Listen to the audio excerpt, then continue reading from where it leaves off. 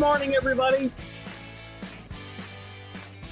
Keith Engle here for TGI Sports Talk Sunday Stream of Consciousness. We're back and better than ever, hopefully. How are you guys today? Great to have you all with us.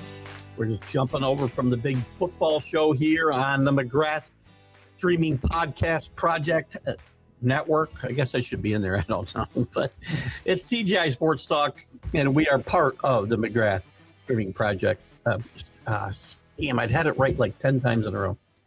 McGrath Streaming Podcast Project.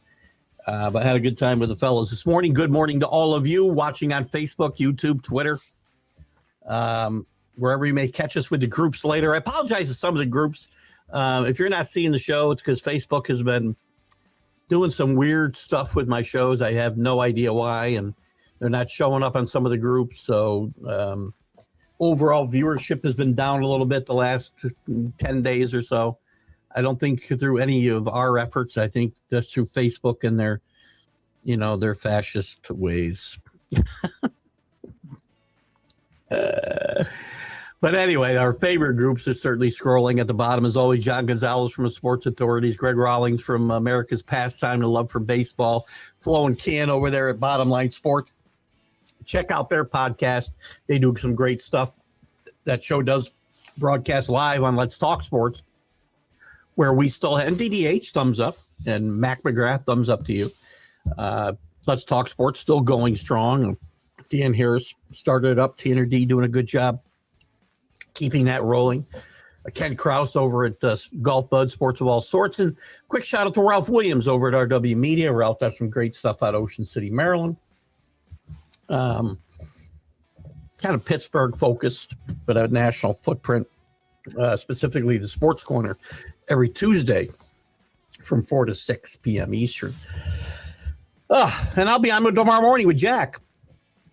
With Jack and Keith's Weekend Playbook, we'll kind of look at all the NFL news and same stuff we're going to do today. We're going to look at the games beforehand. We'll talk college football, yesterday's Army-Navy game. We'll talk about the college football playoff. We'll look at the first round games and Miami's tough path if they expect to win. Mendoza wins the Heisman in a landslide yesterday. I thought it'd be much, much closer.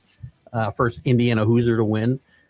We can talk about that. We can talk about the Sherrone Moore situation and what Michigan's going to do going forward, which could have a domino effect around college football yet again with coaches and players.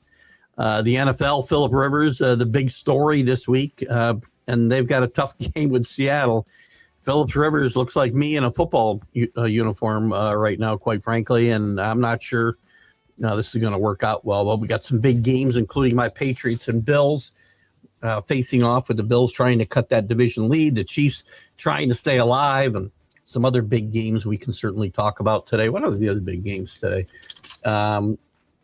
Chiefs, Chargers, we just talked about. Packers and Broncos, Lions and Rams, Colts, Seahawks, even the Dolphins and Steelers a little bit of interest there. Paul Wiggins passes away. Our condolences to his family and friends. Paul Wiggins, a longtime NFL player with the Browns, great player with the Browns, and a coach with the Chiefs, and the head coach with the Chiefs and Stanford. He actually coached the game when the band came on the field. Stanford Cal. So condolences to his family and friends. We can talk some baseball. There's other football news, obviously. We can talk some baseball. The Mets have lost Alonso and Diaz already, and they signed Polanco, 32 years old, to play first base, a position he's never played before. Yankees quiet so far in the offseason.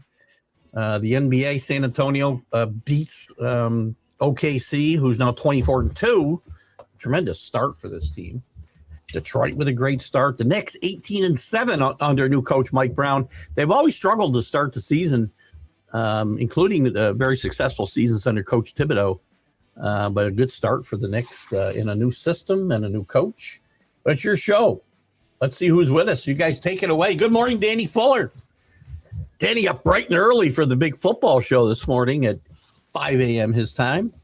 6 a.m. now, but we're always happy Danny can join us. as well as CA out there in the Panhandle, I don't know, out in Texas. Michael Abrams, good morning. How are you, my friend? Good to have you with us. Michael Dighton Edwards, good to have you here with us. Check out Michael's latest article on TGI Sports Talk. I've shared it to my page, share it to some of my favorite blogging groups and sports, general sports groups. Great reception to Michael's writing. And he's a great writer, too, by the way. Spins quite a tale. Chris Fgrave with us early up there in Toronto, or the Ontario area. Very quietly, the NHL and the Rockies have started to see 23-2. Great point. You know, I had pulled up the NHL, Chris, just because we hadn't had a chance to talk about it. Chris had asked if we were going to talk college basketball on the college football huddle. Yes, we kind of transfer. As we get to less football, we'll start to talk some more basketball. I have a hard time with pro basketball, college basketball, hockey. Until football's done, it's hard for me to get into these sports. January, I get into college basketball a little bit and some NBA. NHL is very hard for me to get into until we get started with the season. But great point and a great start for the Colorado Avalanche, 23-2. Tremendous. And there's some other good stories, too. The Knights are off to a good start. Rangers are struggling badly. Their Islanders have gotten off to a good start and struggled a little bit more recently, but some good stories in the AHL, and we can certainly talk about those at any point. Danny says Sonia is in New Orleans for her Panther game. I hope she survives. Listen, don't count out the Panthers or the Saints. They just beat the Buccaneers. The Panthers are a better football team. They have not improved as much as some other teams that will go nameless here. Fix my collar and you can see the but they're much improved. But the problem is you know what you're going to get week to week. I don't think that's a given today, but I do think the Panthers will win. CA talks about the TJ Sports Talk Fantasy Football League playoffs are here. I am not in them. We improved the overall competition in the league. More nail-biting matchups is the goal. I think we did have a much better participation in the league this year, so great job, CA. Great job running that league. I didn't have a great year. I'm in the playoffs in just one of the three leagues that I'm in. Fortunately, that is a paid league, and I do have a bye this week, so I don't have to worry about any lineups at all this week. But good luck to all those who are competing there, and we'll also go through the pick'em later on. Chris F.K., previous from Cambridge, as in the college in England. Chris has bring some great stuff to the try. I challenged him a long time ago to bring irreverent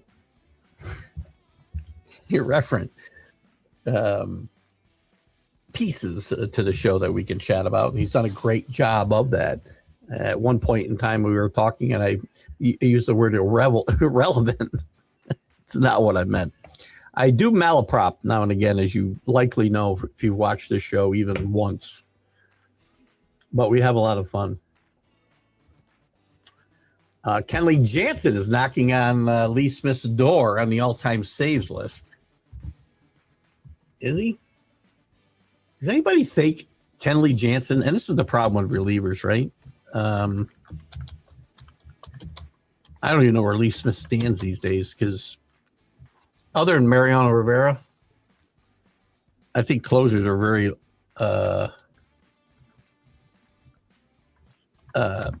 overrated. Let's see who's there, Joe. Just Chris brought this up. We know Mo's number one at 652.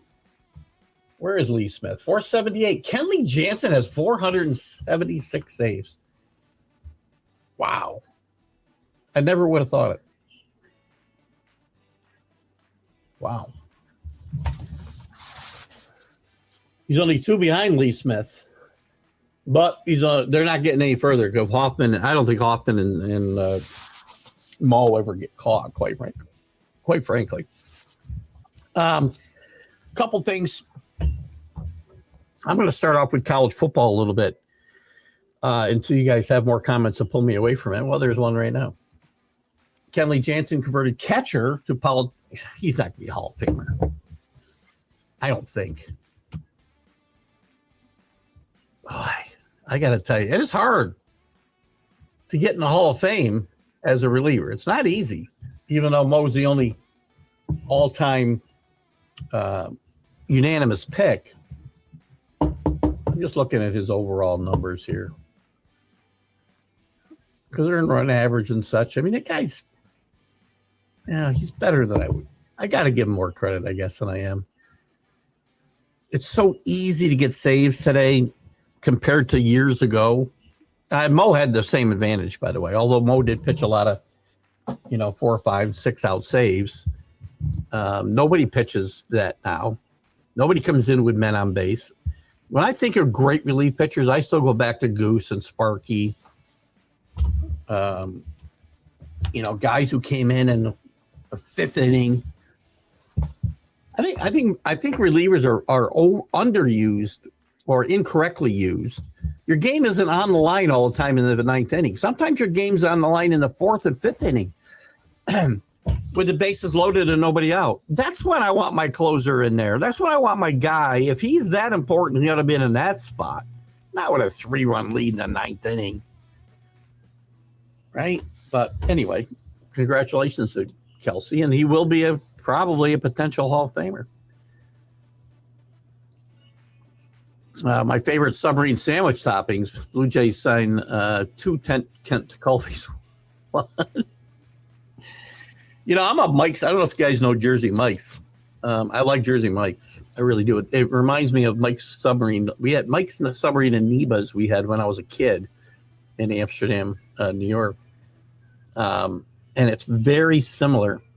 And I like the turkey and roast beef Jersey Mike's, and I like it Mike's way. Lots of shredded lettuce, onion, tomato, and Mike's dressing with pepper. Love Jersey Mike's. There you go, Danny. They're messy sometimes, but I'm a big Jersey Mike's fan. I got to tell you, they're not inexpensive, but nobody puts meat on a sandwich like Jersey Mike's. I have to tell you. Attaboy, Danny. Big Jersey Mike's guy. I'm hungry. Let's see if my wife wants to do Jersey Mike's for dinner. Just kidding. Oh, God. What was I going to talk about here before we started talking about food? Make me hungry.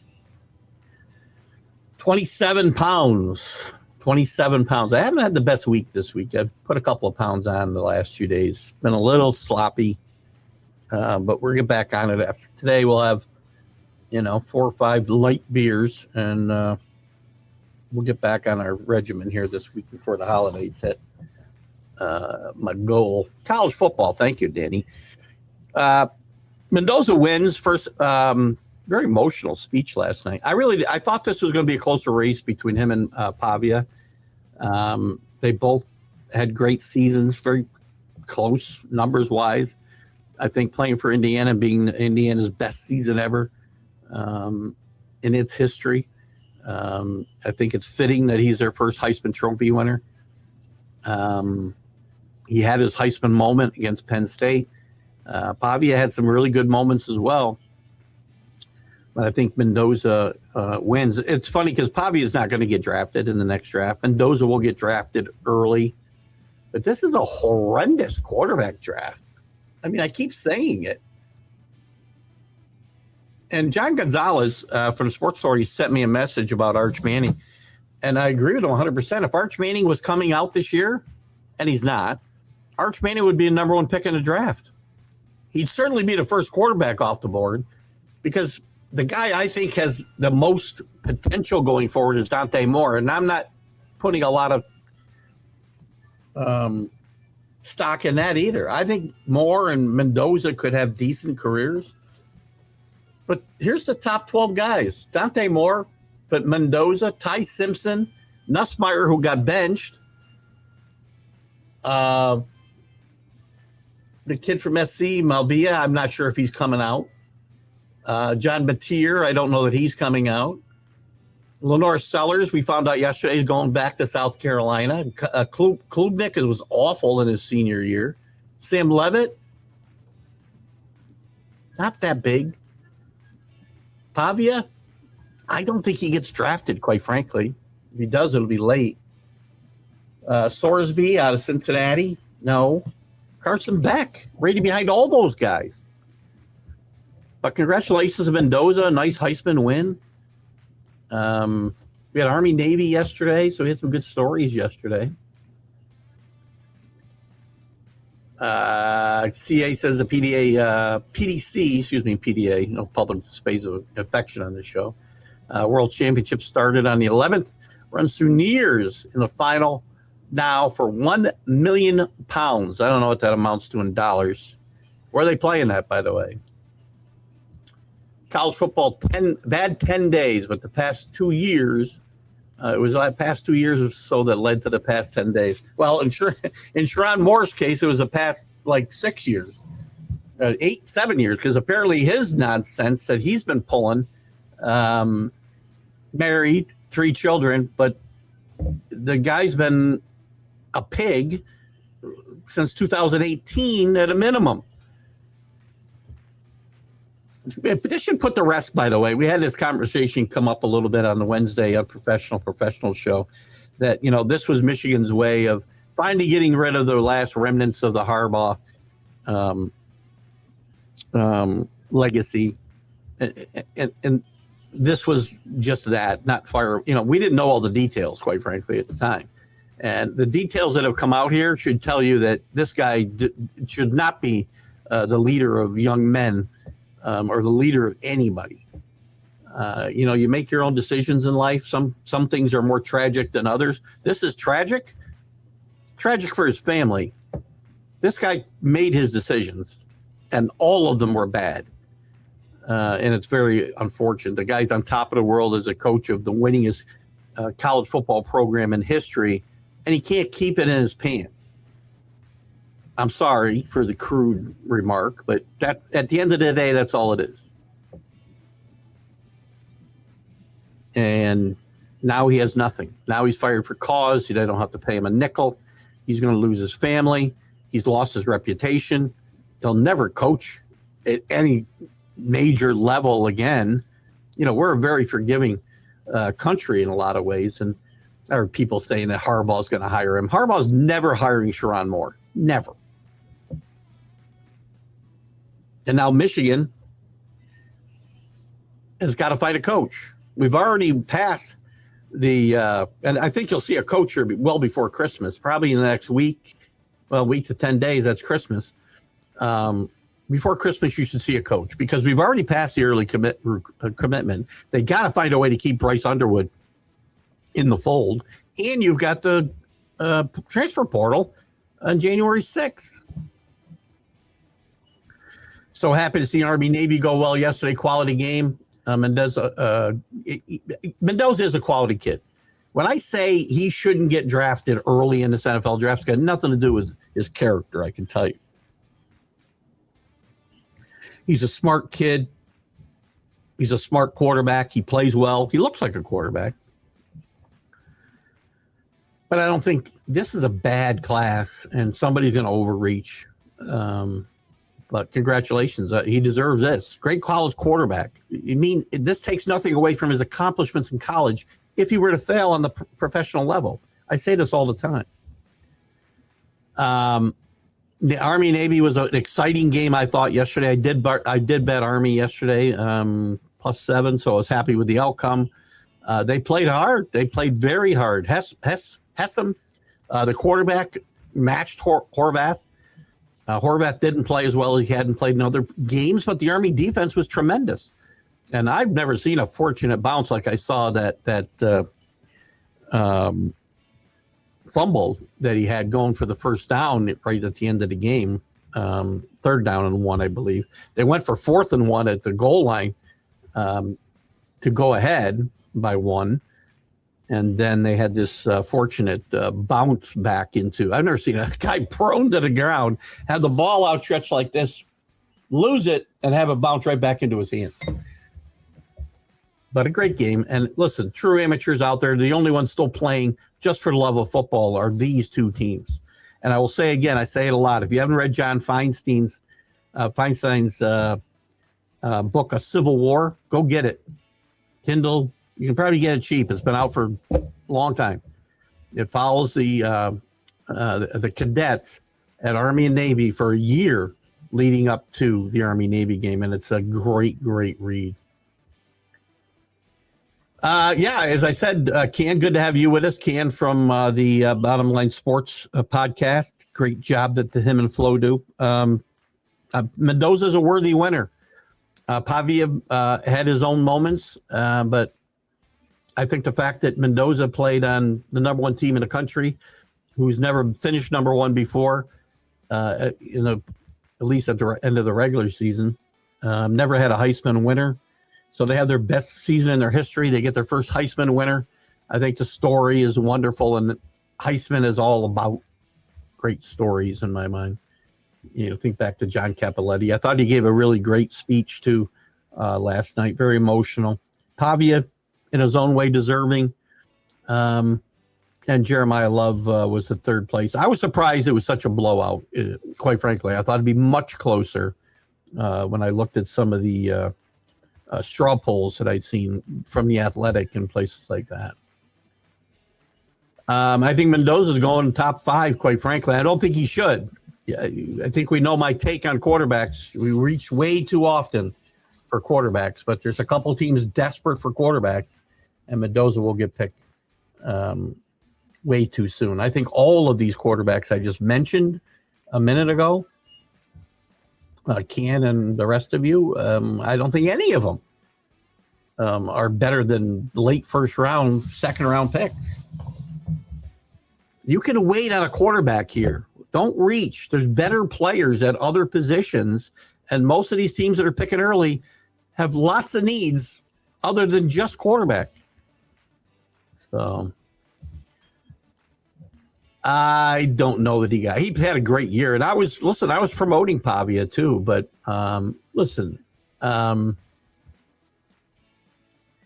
fact that two quarterbacks from Indiana and Vandy finished 1 and 2 is a tremendous story all in itself in today's day and age, right?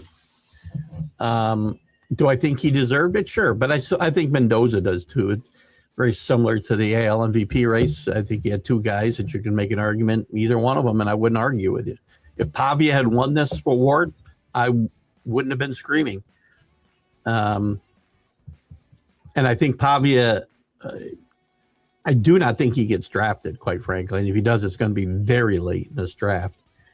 I cannot see him playing on the next level at his size. He's a dynamic college player, and none of that, whether he ever plays the NFL or not, or whether he plays and doesn't succeed, same way with Mendoza, that doesn't diminish what you did in college. Too often I see, how good was that guy, Tim Tebow, Archie Griffin, who I think is the greatest college player of all time, Archie Griffin. Too often they're judged by their professional success. One has nothing to do with the other. Maybe more so today because the games are more closely related in how they're played. But still, one really doesn't have anything to do with the other. Mendoza did win easily. Army Navy pros and cons to where it stands today. Personally, I still love it, as do I. It was the only thing on TV from the 11:30 pregame to 4 p.m. And by the way, they're already starting. There used to be no game at all played. You'd see the Division 2 and 3, which you could have caught some of those playoffs, I think, yesterday, which are some good football played. I think Villanova and I can't remember who else advanced to the finals in the FCS championships. I could be wrong about that. But this was always a standalone game. And again, Danny, you've talked about expanding the playoffs and an expansion, and Michael has. A lot of us have, I guess. There's going to be an expansion, and the more they expand, the more likely of this Army-Navy game having a standalone presence the way it does now. and I do still think is relevant. I had some people at my house yesterday who do not watch college football, and they walked in and they were excited Army Navy was on. Again, it's a different, it's a totally different atmosphere. I mean, who would you rather watch Army Navy in that packed house full of cadets and family and friends and fans, or the LA Bowl, which by the way is defunct after last night, where the stands? You saw SoFi Stadium last night, Danny. I'm sure at some point. I think I could have counted the fans on two hands. So Army Navy still, and it was a fun game to watch. Because you look at it, if you're watching Alabama, Georgia, and you watch a slugfest like Army Navy, you're going to say, "Oh, geez, that's boring." But this is what you expect from Army Navy. A bunch of kids going nowhere except to defend their country, wanting to win as badly as anybody else in the country, or more. So 1 million of anything is enough to make my bank account feel much, much better. Where did $1 million come from? Sometimes I forget what gets said. Breaking news: Biff Paggi signed an endorsement deal with Speedo. Oh, no. You know, Biff's a popular guy in Michigan. This is a guy who's made millions, I think, in, I don't know, tech. I think in tech. I'm not sure. Doesn't need to be coaching. He's already had one stint as the interim coach here. Short. One game, maybe. Maybe it was two. Very popular with the players. I guess it wouldn't shock me if, as a bridge, Biff Paggi gets this job. If he has some kind of relationship with Bryce Underwood and able to keep him and some of these other recruits. Remember, we just had the early commitment just 2 weeks ago. Not even 2 weeks ago. Michigan's in a rough spot, man. Teams are going to line up to come after Bryce Underwood. They're going to line up to come after their early recruits. We got the portal coming. They need a coach. They need a coach who can stabilize that situation quickly. And the AD's got to go. Forget about the Harbaugh situation. You know, again, overblown, nonsensical, selective enforcement nonsense on the NCAA's part. This is a really big deal. This is a guy who, from all intents, by all reports, I should say, it sounds like everybody in Ann Arbor knew what was going on. And not just this summer and fall, but going back to 2018.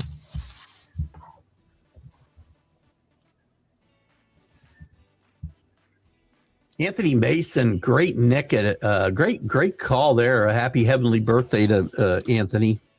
Great Nick, tough player, man. He did have an accomplished NBA career. Played well with some good Nick teams. He was an enforcer, tough player. Good call. Historic Alexandria Palace. Ooh, yeah, is that in Egypt? I don't know any other Alexandria. I'm sorry.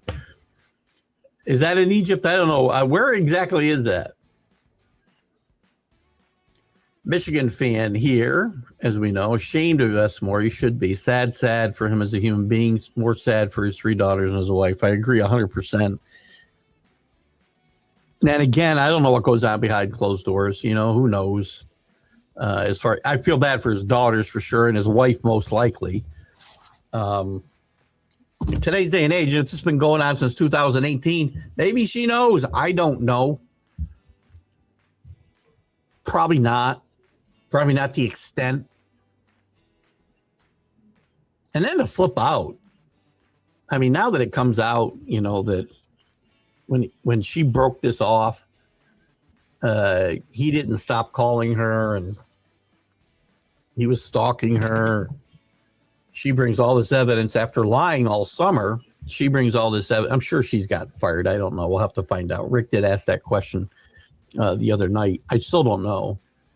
I'm assuming she's been fired. But she brings all this evidence to Michigan. They fire him immediately, and he just goes ballistic because, hello, dude, you blew your own life up. She didn't blow it up. You know, if you don't pump the frickin' TNT into the cannon, it's got nothing to blow shit up with. It is a sad story, though. And he's destroyed his own life, which is sad, too. I mean, but again, you can't feel sorry for him, but it's a sad situation. Freaking guy's on top of the world. Jed Fish is a great, great coach. He did great work at our Arizona. He's done a great job getting Washington back on the right track. He's a great assistant at Michigan. He was also a top-notch assistant in New England before he went to Arizona. Problem is, you know, if you hire now an established Division I coach, now you've got two programs that are going to be in kind of disarray at a very important time in the calendar year. Because you've got a recruiting class that you'd have to try to save at Michigan, and he's going to bring certain kids with him from that recruiting class and certain kids in the transfer portal. Now, Washington's got to find a coach, and they've got to try to keep their kids in the program. Remember, Kalen DeBoer went late in the process to Alabama just 2 years ago from Washington, and it hurt them badly. Jed Finch done a great job. Fish. I want to put an N there all the time. Has done a great job of righting the ship there, but this is the nature of the beast. And he's a great coach, and from all accounts, a better person. Problem is, I don't know if they're going to make a move before the AD goes. This is why a guy like Biff Paggi might be a solution in the short term at Michigan. Just saying, I don't know if that'll happen. I'm just trying to think out loud because you're probably not going to want to hire a coach until you fire the AD and get a new one. Nobody's signing more. There's certain guys who should get. I mean, we are a forgiving country, and in certain cases, we probably should be. I'm all for second chances for certain people. Guys like this, not so much. You know, this wasn't like one indiscretion. For one indiscretion, I get it. This guy's been living a double life for, 7 years. I don't have a lot of sympathy, and I do not think he gets another chance. I really don't. I mean, he might get he's not coaching at a Power 4 school. He's probably not getting a head coaching job anywhere at the FBS level. He's probably going to have to be an assistant, and my guess would be if he's going to be an assistant, it's going to be in the NFL. And it's not going to be right away because he's facing about 6 years in prison.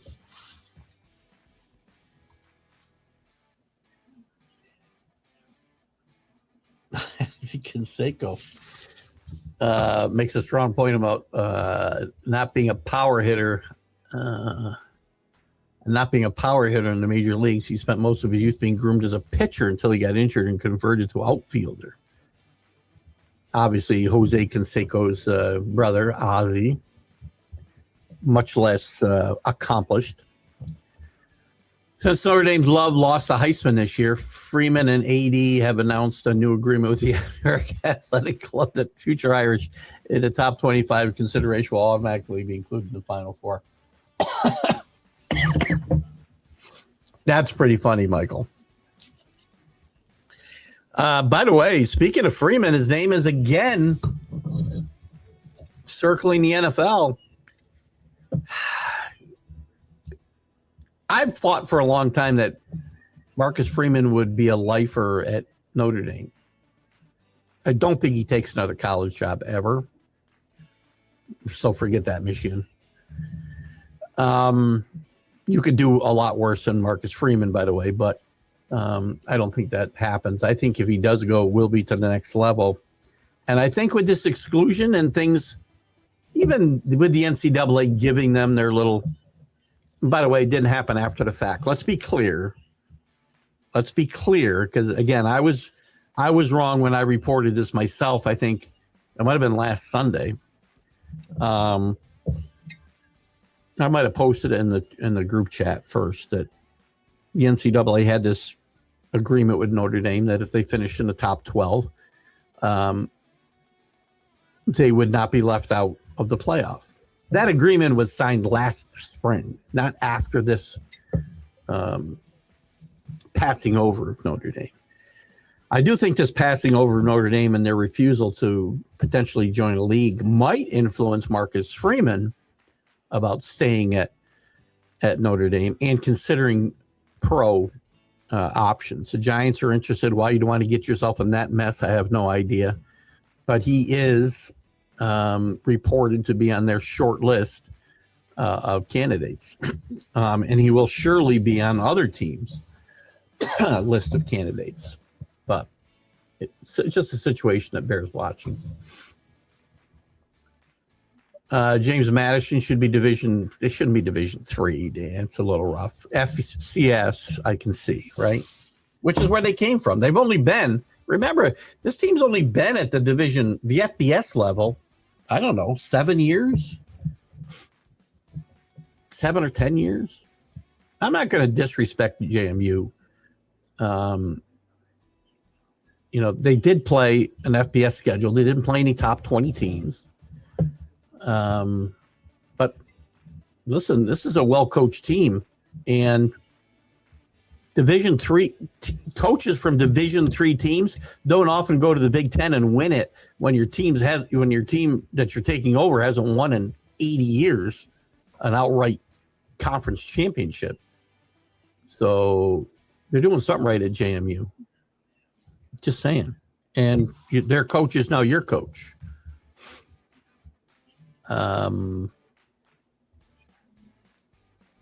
Now, with that said, I'm not saying they're going to do some damage in the playoff because I don't think they are. I think they're going to get their hats handed to them.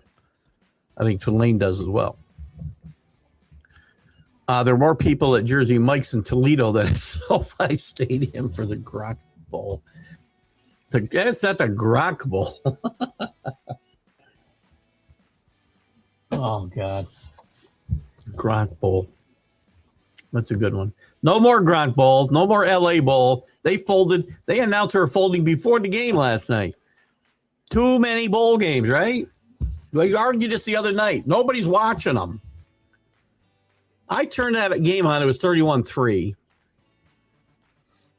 And I'm telling you, I there probably were more people at the Jersey Mike's in Toledo, Michael. Jensen's a great pickup for the Tigers. Good morning, Jeremy. Good to have you with us. Check out Jeremy's podcast. Knee Buddy with smoking. I don't know if that's the actual. Give me the podcast name. I can't remember all these podcasts. Barely remember my own. But Jeremy does some great stuff out of Detroit. Big Detroit Lion fan and Tiger fan. And he will be. Listen, he'll be a good pickup for the Tigers. I get it. I'm just not the biggest Kensley Jansen fan in the world, okay? Don't kill me for that. California had more fans at the state championship football game. Saddleback JC. Concord. At the football game, Saddleback. Junior college, I guess we're talking about, right? Concord De La Salle got smashed by Santa Margarita anyway. The moral of the story is more fans were there than at SoFi. Scary. Why again, it's just fodder for television. I don't know who's watching last night, watching that game. God. I watched a Santa Claus 2. Dillinger from ASU. You're not Dillinger. You're talking about the quarterback? Oh, you're talking about the coach, Dillingham. I don't think he's going. I mean, again, Flo talked about the fact that McGuire wasn't going to leave Texas Tech because that's his school. Charlie Lee didn't leave Vanderbilt because that's his school, and they extended him. Both those guys got extended this year. I think Dillingham he's an ASU guy, and I don't know that he's going to leave. I wouldn't say that alone keeps him there because I've said that about the other guys. So ASU better pony up. He's a great coach. Between the two guys, I'd want Jed Fish, and I personally don't know that you're going to get one of those guys this time in the calendar year. These schools are going to do what they can to keep these coaches because now if they let them go, they're in the same situation as Michigan and scrambling, just like Alabama was after Nick Saban retired late in January 2 years ago, and Kalen DeBoer left Washington late in January. This is a little better. I do think you'll see a head coach here in the next, as I said, the next 10 days or so. Because they need to get out in front of that January 6th portal, and they need to get somebody on board trying to save recruits, and most importantly, keep Bryce Underwood and some of these other undergrads that are already there in the program. So the next head coach is going to be a guy who does the best there. Again, Dillingham. Congratulations to UCLA water polo NCAA champions. You are pulling an S-grade. That's good. Chris, how did you let Danny steal this away from you?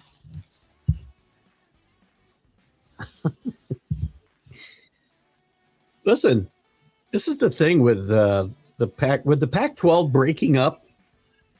It's not just football and basketball that is affected. Pac-12 was very good in a lot of other sports: volleyball, water polo, as Danny talked about, track and field. Tons of athletes. All that history wiped out. Yeah, they're coming back next year, but with what?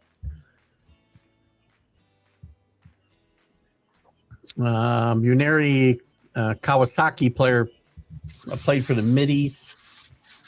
Middle East in Baseball United tournament, won the Barry Larkin Award. Did I read all? I didn't know any of those things were a thing. Oh, Chris is the best. Man. Who's he signing with? What is being said that they knew was an expectation. Paige Shrivers still works there. She should get fired as well, by the way, because she lied all summer about the relationship. She's being portrayed as a victim here, right? And yes, what Sharon Moore did after he was fired is reprehensible. Right? Breaking down her door, threatening to kill himself in front of her. But this is not an innocent bystander here. She participated in an illicit extramarital affair with a married man and lied about it to college officials. Why is she still working there? Why? I'm sorry. Why? There's no good reason. There's no reason you're going to give me that's any good.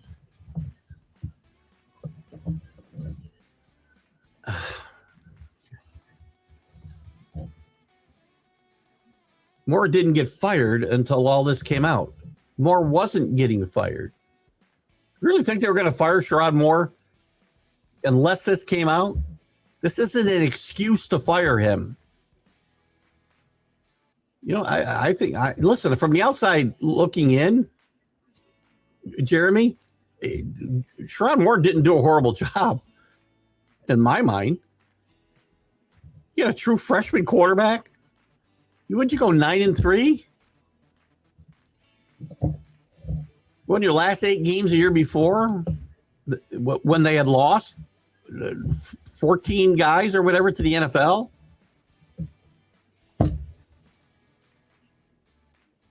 And you beat Ohio State? He didn't get fired because of what he did as a coach. That's not, it can't be even accurate. If this story doesn't break, he doesn't get fired. And this story had to break. So this is all a great conspiracy to get rid of Sherrone Moore. And maybe I'm misreading what you're saying, Jeremy, and I apologize if I am. I want to say something about Paggi. He had a few years down here at Charlotte. Awesome guy, just not set up to succeed here. I don't think anyone can. I would agree with that statement. And I've heard nothing but great things about Biff Paggi, quite frankly. Plus, it's a great name. And I think he ought to be able to, he might be, listen, I think Michigan probably, if they were smart, rather than lock themselves into some ridiculous contract with somebody like Jed Fish, who I love, or Dillingham, or whomever, John Gruden, you can pick whatever suspect you want. You got to straighten out the head of that program, right? Because I got to tell you, everything going on here, the AD and the president both ought to be in trouble here. I know the AD is. But this thing was going on under their noses, not for, 6 months. And until you straighten that out, you're nuts to hire a coach. That's doing things backwards. If I'm Michigan, I make Biff Paggi the coach, the full-time coach, give him a 2-year contract, straighten out my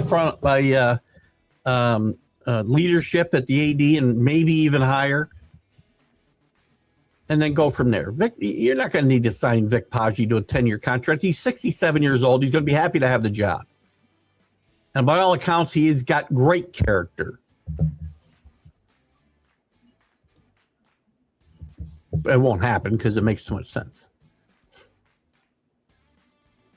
Tiger time. Snitch blows the lead on Tiger Woods, and Vanessa Trump blows the lid. Well, we already knew that, didn't we? Who's the snitch? This isn't a new story, though. They have been supposedly canoodling. It's a great word. Fit that into conversation today. There's your challenge. They've been canoodling for months. Good morning, Rick. How are you, my friend? The Messiah. Philip Rivers is starting for the Colts today. Philip Rivers, who's 44 years old, a grandfather, and the only player that I know of who sat out 5 years. And please don't compare this to Tom Brady or anybody else who made comebacks, because nobody's ever sat out 5 years. Tom Brady never sat out more than a few months. Plus, Tom Brady actually did some workouts. Philip Rivers looked like me. I said I'm pretty sure it looked like they superimposed his head on my body the other day when I watched him working out. He's going to get hurt. That's what I'm afraid of. All jokes aside, I'm not the biggest Philip Rivers fan to begin with. I think Philip Rivers accumulated a lot of numbers and played in one AFC championship game, if I'm not mistaken.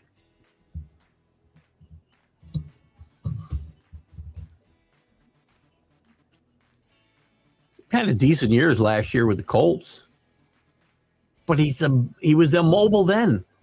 He's going to get hurt. He's playing against maybe the best defense in football, one of the best pass rushers in football today, and I'm afraid he's going to get hurt.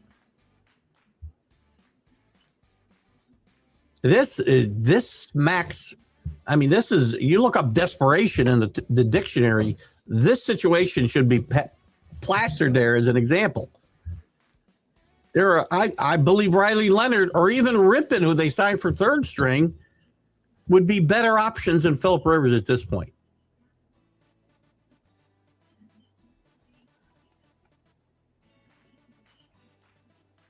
Colts season's falling apart around them. These things happen. It's the NFL. What's turned to look like a storybook season is turning into a nightmare for this team. And it looks to me like they won't make the playoff. And if Philip Rivers is starting quarterback, they're not winning any games. I'm making him beat me.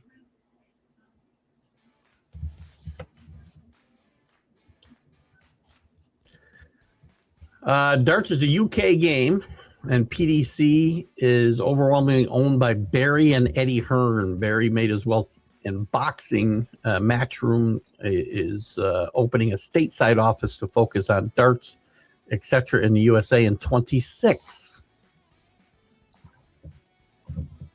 CA's been our professional dart correspondent, I think, pretty much since we started this podcast, CA. And we've learned a lot. We learned we can get these big tournaments on FanDuel TV. We learned some of the big names and whatnot. And these guys, I've watched a few of these matches. I used to play some darts. These guys are phenomenal. I couldn't even beat a goalie on their team. Michael Dighton Edwards' love is decided to skip the ball game and take his ball and go home. Actually, Love didn't make any of those decisions, so let's not paint Love in the wrong picture there, Greg, because that was the university's decision.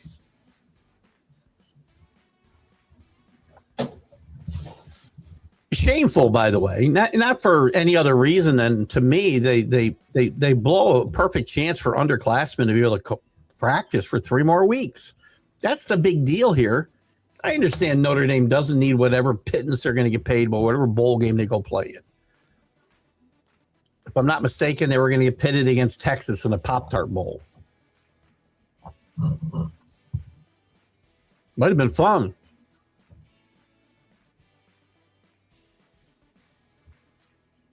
But, they decided to deprive those underclassmen of those 3 weeks of practice. So the next time you want to get on players and call them quitters, how about we call out Notre Dame and we call out Kansas State and we call out all these other schools, 10 schools in all. 7, I think, of them were 5 and 7 teams that they came to later looking.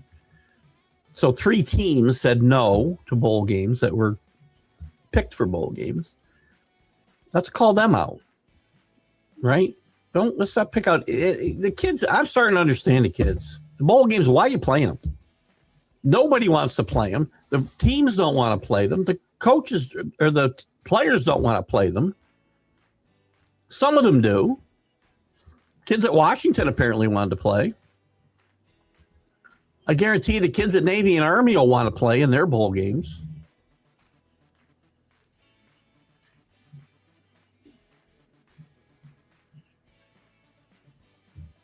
I don't think people are quitters in these situations anymore. I need a different description.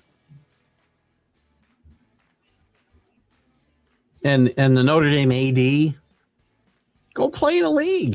If you played in a league, you'd be in. You don't want to give up your guaranteed money from TV, and you don't want to give up the fact that you don't have to share any of the playoff money or bowl money, whatever, wherever you end up, which would run in a playoff would run from $4 million to maybe, I don't know, $20 million. It's all yours. You don't have to split it with 12 other teams, 16 other teams. It also screws you in these situations. If you played in the league, you probably would have been in. I think Notre Dame belongs. I've talked about this forever. Well, the last few months, and certainly the last week, since the decision was made, I fully expected. I sat here last Sunday morning telling you I expected Miami to be out, and they wouldn't have a gripe if they did, if they were out. They would not have had a gripe. Yeah, I can make an argument that the head-to-head should matter. And NCAA did a great job of manipulating the entire thing. One place where the Notre Dame AD is not wrong, when you sit there and you have a selection show for 5 weeks and say Notre Dame's better than Miami, and then in the last week you say Miami's better. It's stupid. Notre Dame never should have been ranked ahead of Miami if that's the case. And if you waited till last week to make the selections and don't tell anybody what they were beforehand or what you were thinking beforehand, we could have left Oklahoma out. We could have left Alabama out. We could have left There's some other teams I would probably keep out too. And Notre Dame and Miami would both be in this field. That's just my opinion. Notre Dame's one of the top 5 teams in the country now, at least one of the top 7. But they don't belong in the field based on what criteria there is now. Sorry. And if you were in a league, this wouldn't have happened. AD at multiple Power 5 schools are going to freeze out Notre Dame from their schedules. They say they are. They say they are, Jeremy. Everybody wants Notre Dame on their schedule. Everybody. Right? So we'll see if that comes to be. And again, they'll have the excuse of, conference schedules being what they are. Who's there? Who's over there? Who's over there? Hang on one second. Hang on one second. We have a special guest to make some comments on this Notre Dame situation. Here we go. Hi. See you. Hello. Hi. Hi, Scarlett. You miss? What's the matter? Why are you crying? She just misses you. I miss you too. But I love you. I give you big hugs. You want to say hello? Say hello. Oh, we better not show you crying on TV. We love you. You want me to give you a kiss? Give you a kiss? I don't like to see you cry. I thought it would make me smile, sorry. I love you. You want to go back to Grandma? All right, I love you. Bye-bye. Sorry, we had to interrupt the show for an important... Oh, yeah, show. We had to interrupt the show to try to stop my granddaughter from crying. She was just a little upset because she misses us. Oh, there's a hand back there. Look at that. She's showing her the Christmas tree now. We're trying to get her settled in. Anyway. So anyway, Jeremy, we'll see what happens, whether they freeze them out or not. I mean, money talks, right? And Notre Dame means money. So, we'll see what happens there. Hello, Paul Spada. How are you? Danny says he guarantees the JMU game will be the most lopsided of the 4 games. I don't disagree, quite frankly. And as I look at those games, by the way, it's funny, too, because there's a couple of gripes I have, and I brought this up last week. I don't have a gripe with Miami. Miami's got the toughest route to anywhere. And look, you're in 10th seed. You should have a tough route. But they got to get through. If they beat A&M, they got to beat Ohio State. Then they got to beat Georgia or Ole Miss. Most likely Georgia. My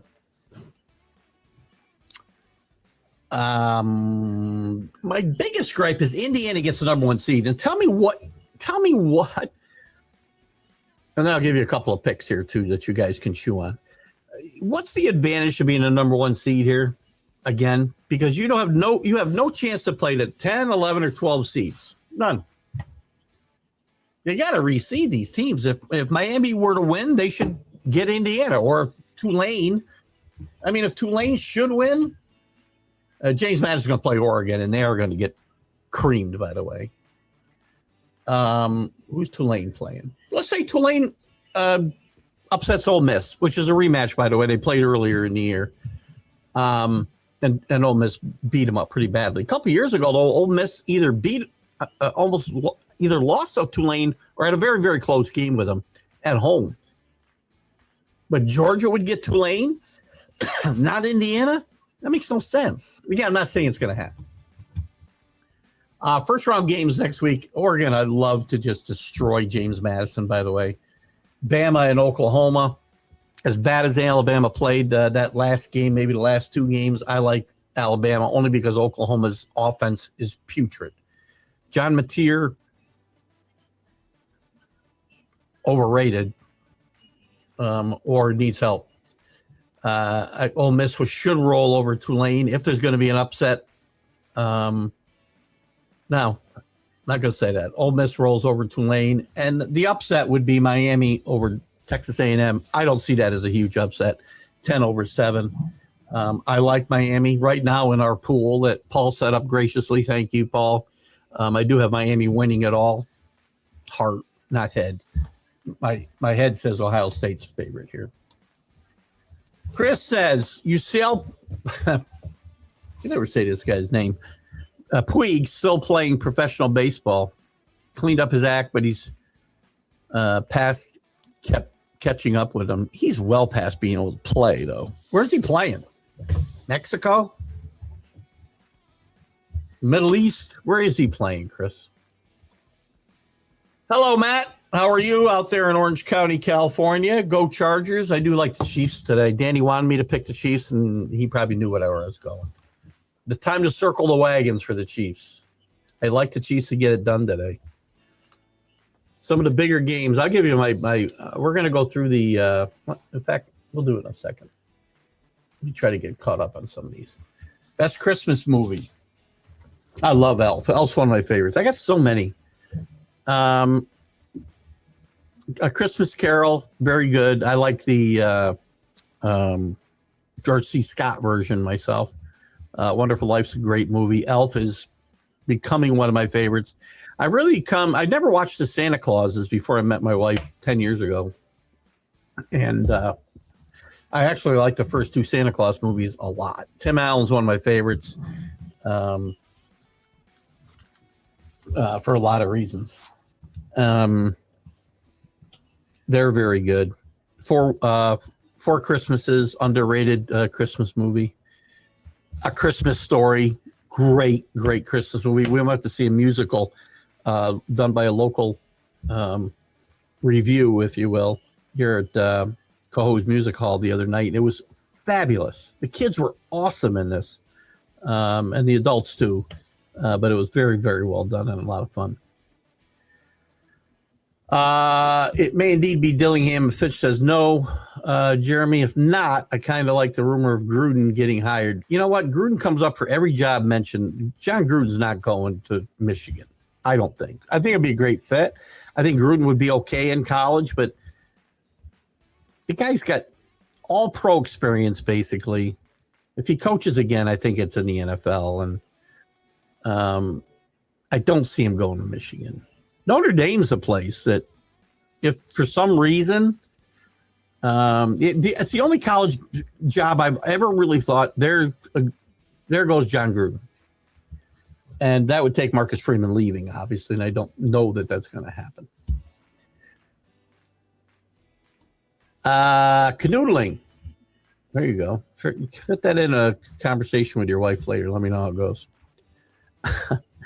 Reports out of Ann Arbor have Kalen DeBoer the top target. Again, these guys all come up. Every coaching job, we see the same names, right? I don't think DeBoer is going to do what he did to Alabama, what he kind of did to Washington 2 years ago. Plus, I don't know why is Michigan a better job right now? I don't think Michigan's a better job than Alabama, other than the fact that you're no longer the guy following.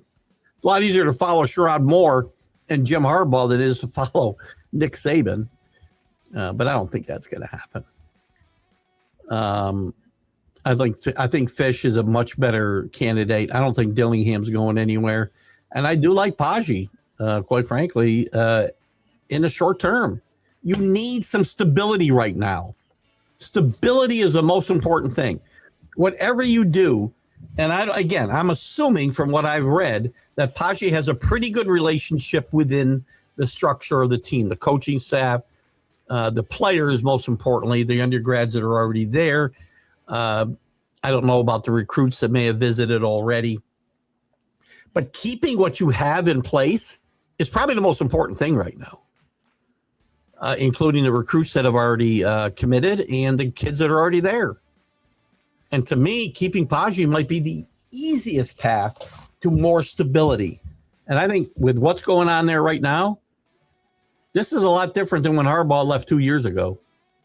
Stability is of the utmost importance right now for Michigan. Rivers being signed as a joke. Hello, Neil Bush. How good to have you with us. Same old Colts bring back Jeff Saturday, too. That'd be the oldest center quarterback combo in the history of by two times by two. Or I'm sorry, doubled, I guess. I don't know how to say what I'm trying to say.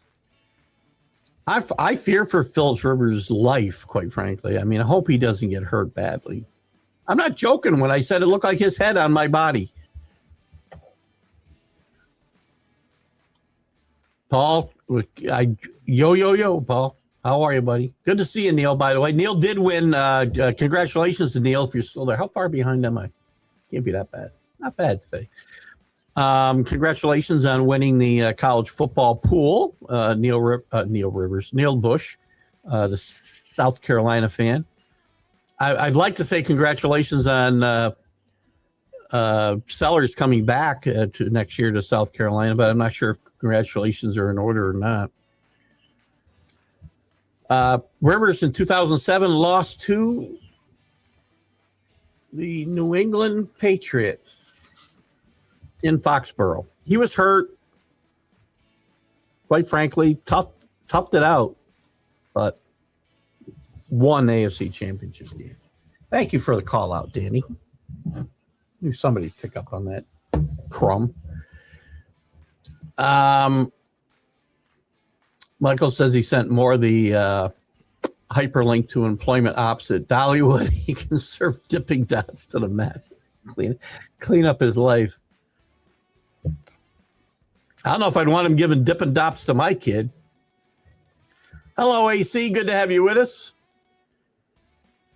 Danny turned in his darts for axe throwing. You know, I like axe throwing myself. My wife actually wants to go. We actually saw it in a I'm watching a reality. I don't watch reality TV. I have a strict rule against it. My wife sucked me into this one called June Farms. It's about a wedding and event God.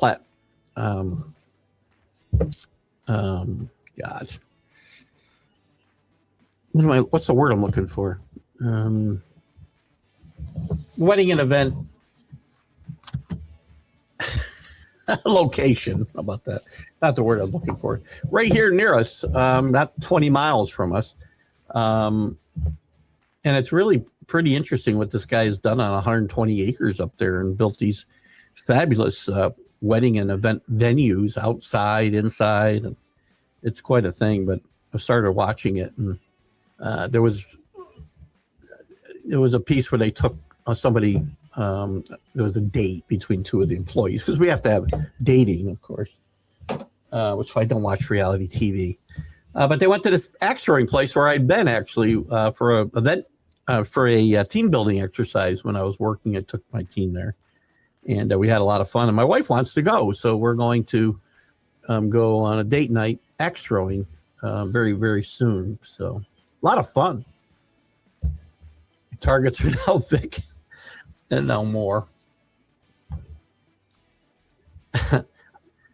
Personally, I don't know which one's worse.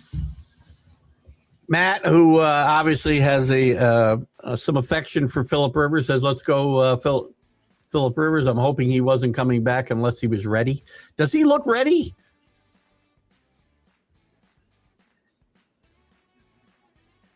$5 years away. 44 years old. Not 5 years away and 29 years old. Desperation. There's no way this works out well. And I will eat. You guys know me. If I'm wrong, I will tell you. I don't see how I can be wrong on this one. Call out Lane Kiffin as well. Just say, I have called up Lane Kiffin. Danny, come on. You know, I've been a supporter of Lane Kiffin. And I said during that whole saga, I called him out for handling it very poorly, for trying to portray Ole Miss as the bad guy here when they weren't. You know, I have said, and Lane Kiffin has a right to go coach anywhere he wants. His contract gives him that right. Most of them do. He wanted to stay on and coach for the good of the university, giving him an ultimatum. Listen, I have called out Lane Kiffin, so don't. Just to be clear, I mean, maybe you weren't here when I did. I've done it several times since this whole thing came down 2 weeks ago. It didn't have to go this way. Lane Kiffin could have left, and it didn't have to be this acrimonious, right? And he handled it very badly. Trying to paint the university as the bad guys here. Lying about the players going to the university. Wrong. Former pro wrestler Lawrence Turan turned 74 May 21st. Did he have a name or something I'd know him by? Because I don't know that name at all, Chris. But happy birthday, Lawrence.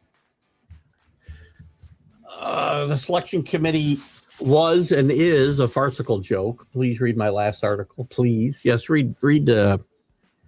definitely read Michael's. Read all of Michael's articles. They're all very good. Stop trying to offer a solution for the college football mess when the fix is leadership. I don't know that that's a fix, quite frankly. You could do better than you're doing here. Again, just not showing us who your rankings are for 5 weeks and then changing them at the last second, which you've done several times over the years, going back to BCS, the BCS bowl system. That would be helpful. Again, they're trying to fix something that really is unfixable.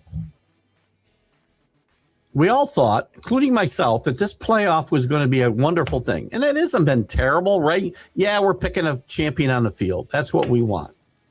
But now we're arguing about who the 12th team in the country, the 12th best team in the country is.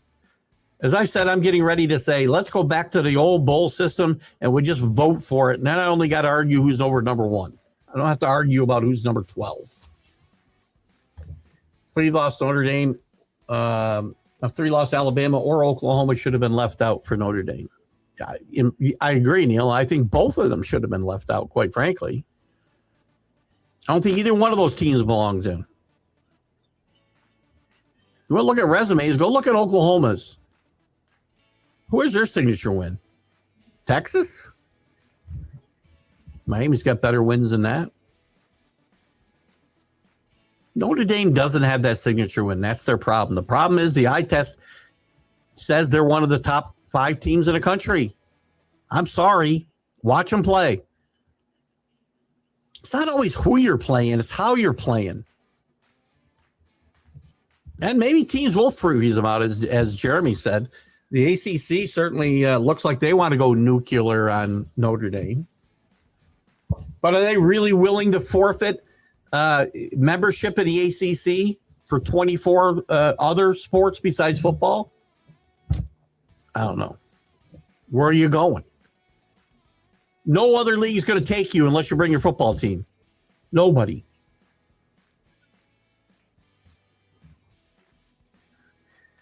I love that special guest. Made my day to see that moment. Well, she was crying, so it did make my day. Often she was crying for me. She just misses us. She was here all day yesterday. Today she misses us. She has very big feelings, and she's a sweetheart of a girl. And I love her to death. So, and often I can stop her from crying. Today we couldn't do it, but she's a sweetheart. Major League 3 star Married with Children's Ted McGinley. Did anyone here watch that movie? I did see that. Was it Back to the Minors?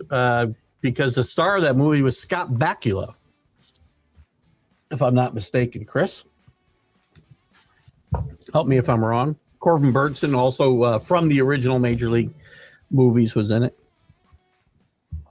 A decent flick, not nearly as good as the first 2 for sure. I called Boston Paul and cry sometimes just like that. Garth Brooks played in spring training, the minors for both the Royals and the Padres. Neither were publicity stunts. Garth could play baseball on a professional level. There's been a few guys that have done that. Charlie Pride back in my day, used to work out with the Texas Rangers and actually played in minor league games. I don't know if Garth did or not. And I'm not sure if Garth could play on a major league level. But minor league baseball, at least professional baseball. But Charlie Pride was really good. There's somebody else, too, I'm trying to think of that has done things like that. But it's always fun to see. I don't think you see that stuff like you did back in the day. Charlie Pride was like in the 70s. I know he played at least one exhibition game because I know he went like 1 for 4. Die Hard is the best Christmas movie. I didn't bring it up because I just watched Die Hard the other night, by the way, to kick off, because it isn't actually the Christmas season until Hans Gruber falls from the Nakatomi building. We all know that. So, good call by Matt. Can almost guarantee Paji won't be attracting any special assistants and causing any debacles. Listen, I'm old and I'm fat, so I take exception to both those remarks. Sellers will have a real offensive coordinator and more experienced O-line, hoping he matures. Well, he cost himself millions of dollars in the NFL this year, by the way. He's got tons of talent. It's up to him, I guess. To avoid further confusion, Vlad Guerrero Jr. With the Mets is now going by Vladdy Guerrero.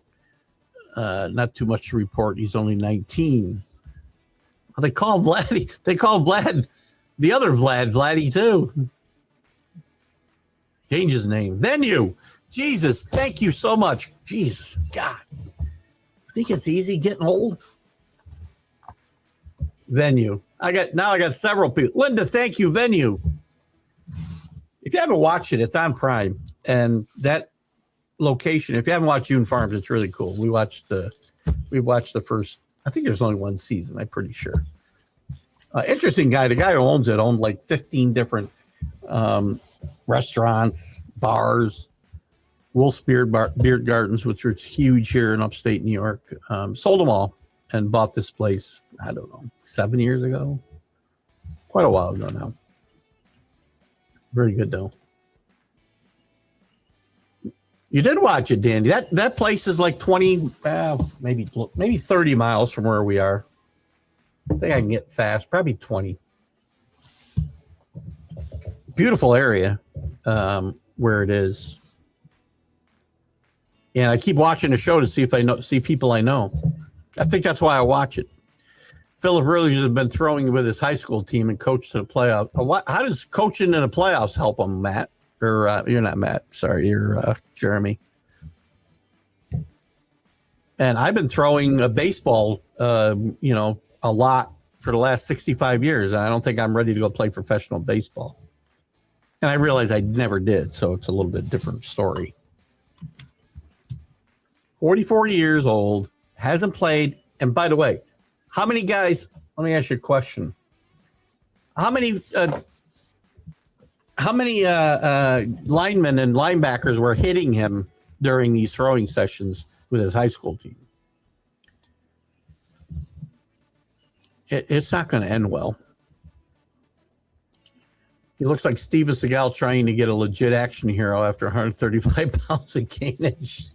I am scared. All the joking aside, I am scared for Philip Rivers as well. You don't just get up. This is Joe Flacco had been on a couch for 3 months, not 5 years. Dangerous. This is dangerous. Listen, this is like boxing, letting somebody sitting out, I don't know, giving a license to a guy who hadn't boxed in 10 years. What about Kayla DeBoer's daughter following her Washington softball team on social media? She now follows University of Michigan softball team. Oh my God. I don't know anything. Oh my God. All right. Kayla DeBoer, there's the evidence that we needed, Jeremy. Well done. great investigative work by your. How do we even know this? And how is that evidence of anything? By the way, she wasn't following the Alabama softball team either, so maybe she just is going to go to Michigan. I do not think Kayla DeBoer is going to Michigan. That's fair. I don't see that as any great evidence, by the way.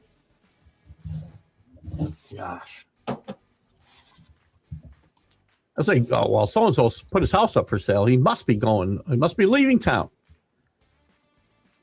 I could see Philip Rivers come back as an homage to Jeremy. Shout out to every day overweight man making a paid physical achievement on the TV. I got to tell you, guys, of all the things I had on my bingo card today, Ron Jeremy was not on it. So great call, Chris. Ron Jeremy.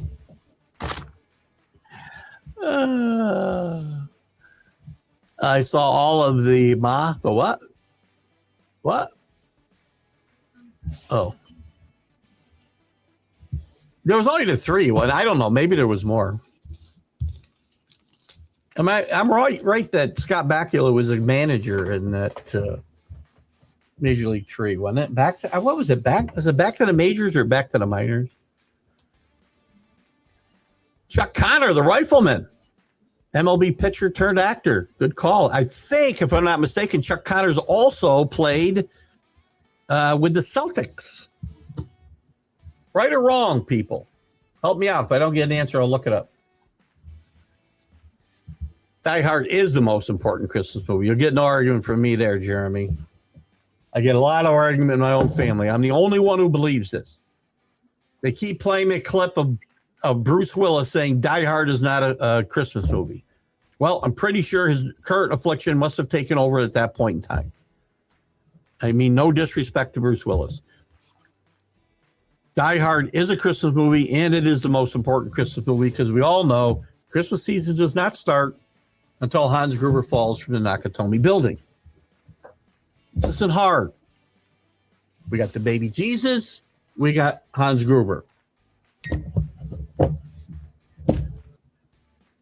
Don't write me, please. Randy Savage and Kurt Russell played the minors. Randy Savage was Randy Pofko at the time, catcher for the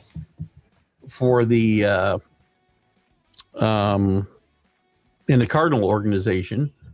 Good call, Matt. And Kurt Russell played for the team his father owned. If you haven't watched the Battered Bastards of Baseball on Netflix, you have to watch it. It's a documentary about the Portland Mavericks. Bing Russell, who was Kurt Russell's father, and a very a working man's actor, if you will, was in Westerns like crazy. He was in a bunch of episodes of Bonanza, playing a bunch of parts in Westerns. He bought this minor league team. They were an independent team when he bought them, and he ran them for a couple of years. A great story. And Kurt played on that team a bit. He didn't play a lot, but he did play, and was a very good ball player. So, Battered Bastards of Baseball. I know I must have brought it up on this show before. If you haven't seen it, watch it. If you have seen it, certainly give me a review. What about the Falcons having more penalty yards than Bijan rushing, yet they won the game? You know, I don't know what to make of that game. The Buccaneers seem to get worse as they get healthier. And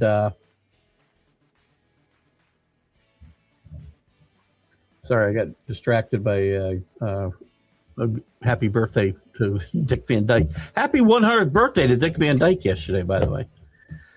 I don't know what to make of the Buccaneers. They get healthier, they get worse. The Falcons had no business beating this team the other night. I don't. Kirk Cousins has no business throwing for 300 and some yards, having a great night against this team. I think their defense has gotten worse. I'm not sure what to say, and then all of that is not going to save the coach's job in Atlanta. He's a dead man walking. Morris is a dead man walking. I'm reading Miracle Man by Nolan Ryan in 1993. He was going as he was going into his final season, he attributed his longevity to simply taking care of himself. Nolan Ryan was a physical fitness freak, and if you remember, Nolan Ryan also had an interesting cure for he suffered with blisters badly early in his career when he was with the Mets and early in his career with the Angels. But he had a pitching coach who had him soak his hands in pickle rind, pickle juice, and must have hurt like a bastard. But it toughened up his hands, and he did not have a big blister problem thereafter. Just pointing out, they said that on the Huskies podcast. Whatever. Maybe is that important, Jeremy? I don't know. When I say whatever, I don't mean I'm not trying to whatever you. I say a lot of stuff on this podcast that couldn't possibly be true. I'm just kidding. I try not to report stuff that is just pure conjecture, and I don't think what you do on social media is really indicative of what your father plans to do in real life. Just me. Just getting the phone call. I bet Rivers got his wife pregnant again. They got 9 kids. Don't they, or something? Just getting the phone call. I bet Rivers got his wife pregnant again. They got a lot of kids. Connor did play basketball. I know Chuck Connors had a brief but notable pro basketball playing career with the Boston Celtics. There you go, in the inaugural BBA season. And briefly in 46 to 48, roughly. I had Savage in the Cardinal organization. In fact, I remember seeing a baseball card. I'm not saying he didn't play in the A's. Let me see. Randy Poffo. Can't find him as Randy. Who did Randy play baseball for? Macho Man played minor league baseball as a catcher outfield for the St. Louis Cardinals and the Cincinnati Reds from 71 to 74, never reaching the major leagues. Let's see if there's one more thing here. Let's just see if the A's are mentioned here at all. Chicago White Sox briefly as well, but no mention of the A's, Michael. Sorry, we just like to be accurate. I don't like to give out bad information like,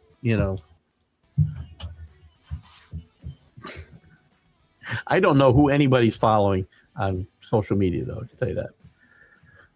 Michael says a great documentary about Russell. Thank you, Keith. Awesome. Great watch. It was a great watch. I've watched that about 10 times.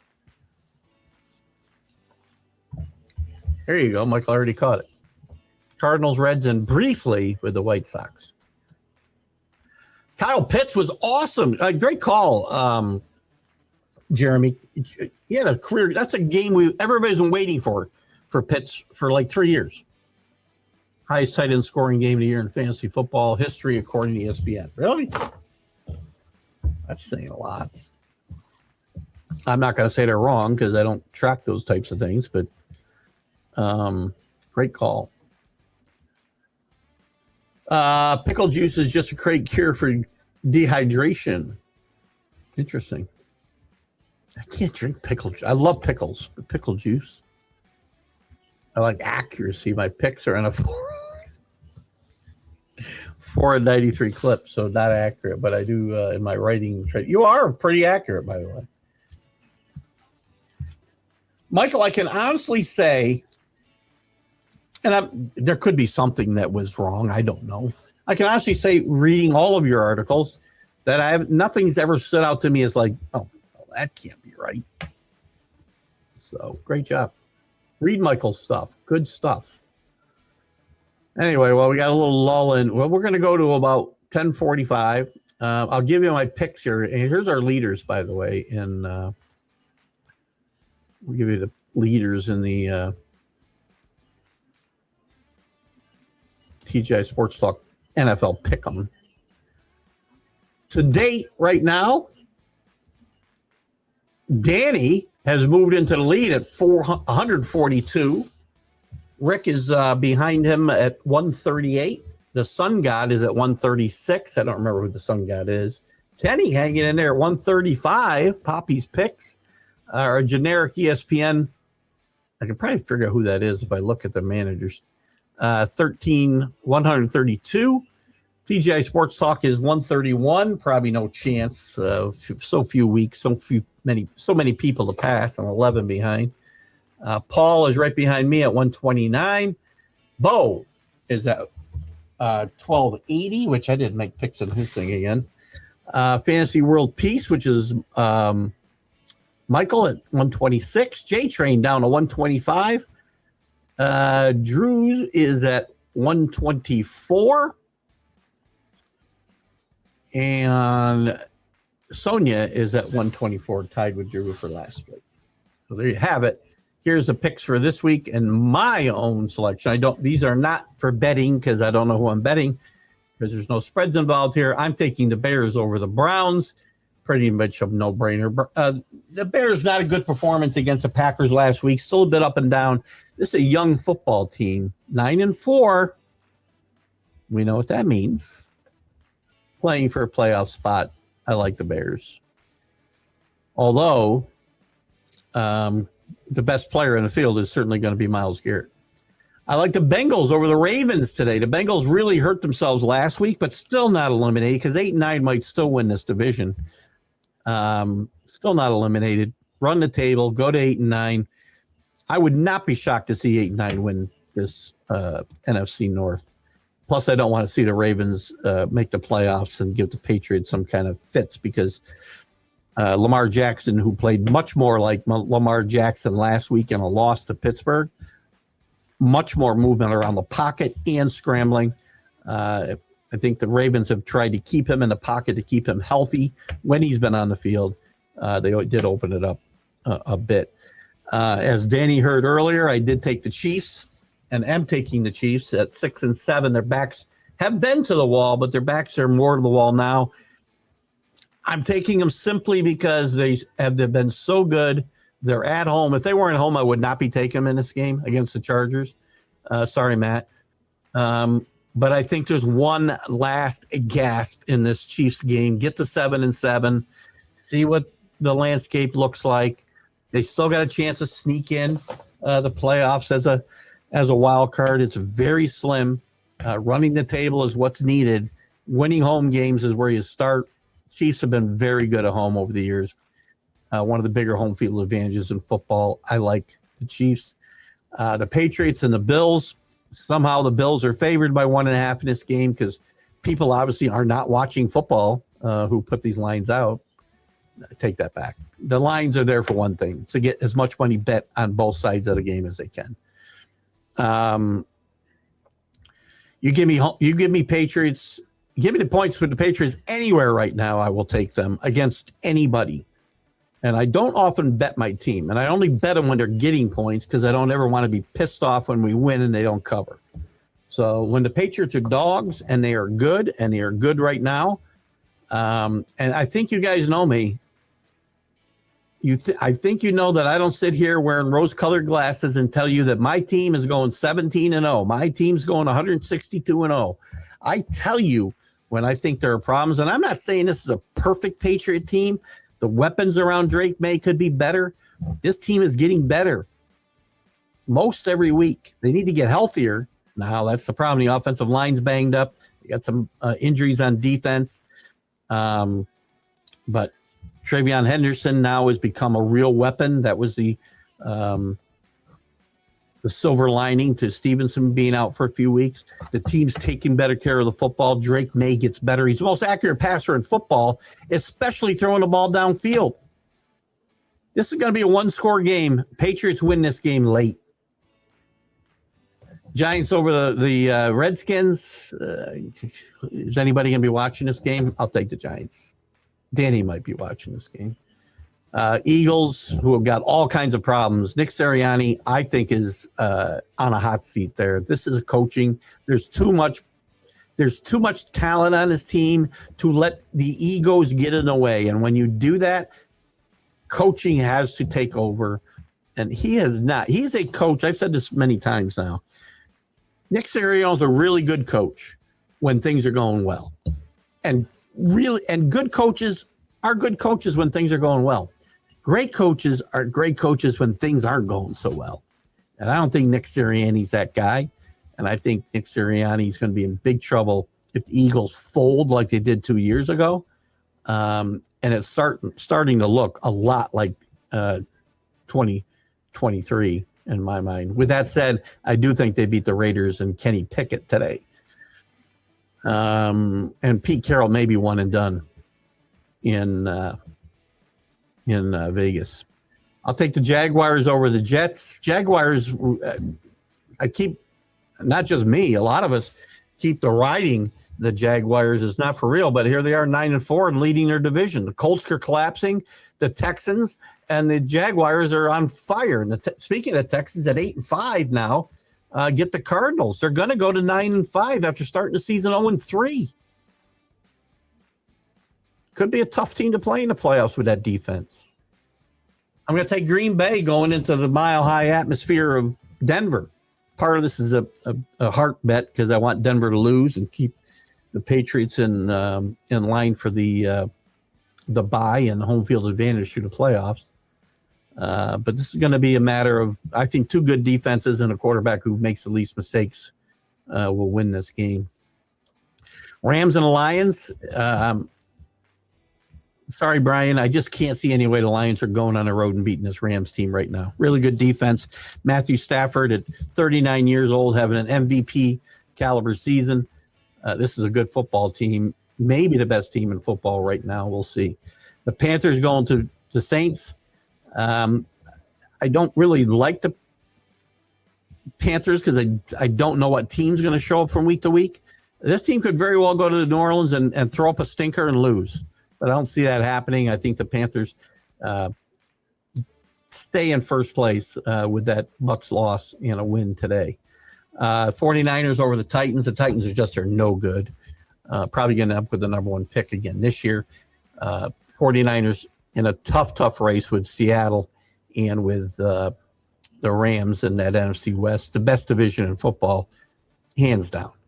Seattle with the best defense or one of the best defenses in football, great pass rush. I think they destroy the Colts today. I think the line's 13.5. I like this by at least 3 touchdowns. And I think you can count on Phillip Rivers to get knocked out of this game. Sorry, I don't want him to get hurt, but that's what I see. Cowboys, season hanging by a thread as well, 6-1.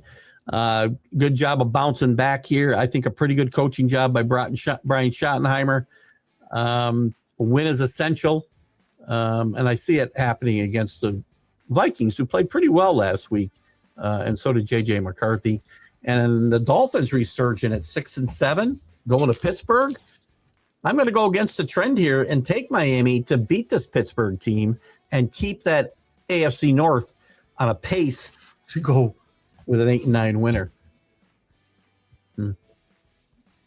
All right, let's see if I can get through the rest of these comments before we got to run. We got a lot of them. Here we go. We're going to try to get through them quickly. 126 in picking every game in the league this year. Good job. That wouldn't be leading our pool, though,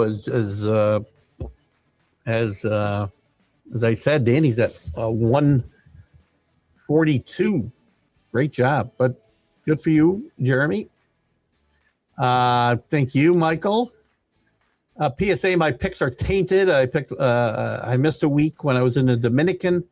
It wouldn't let me make picks unless I paid 3,000 peso surcharge. Sorry about that, Michael. We'll add 10 to your I didn't know that happened. You showed I can't do anything anyway. The problem with using free services is you get what you pay for. So Impressive numbers, we know. There are some good numbers in there. Chargers win. Patriots win. It's going to be weird not hearing Joe Flacco's name next year. Like Russell Wilson. His name always pops up on a football show. It will, Chris. Go Brownies.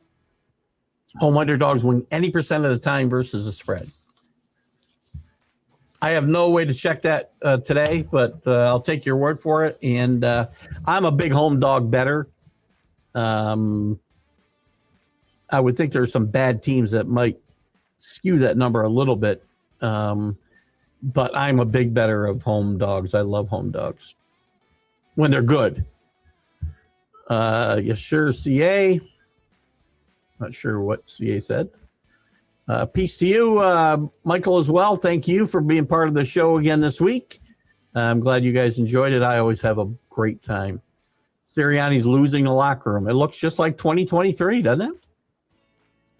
Eagles defense has issues covering athletic tight ends. Brock Bowers is a lock for fantasy football. Brock Bowers is a lock for real football. Unfortunately, he's on a horrible team. Panthers are playing for first place. Listen, I think they win this game. I just don't know. Again, it's not a team I trust a whole lot because I don't know what team's going to show up from week to week. So, in any event, good stuff this week, guys. I appreciate you guys coming and stopping in and making my Sunday morning so easy. I always have a blast. Since we got a second, I think we'll play the oops, what do you got there? Sorry. Somebody put a comment up. Just heard this. Brandon Ayuk is about to retire. He hasn't played all year, has he?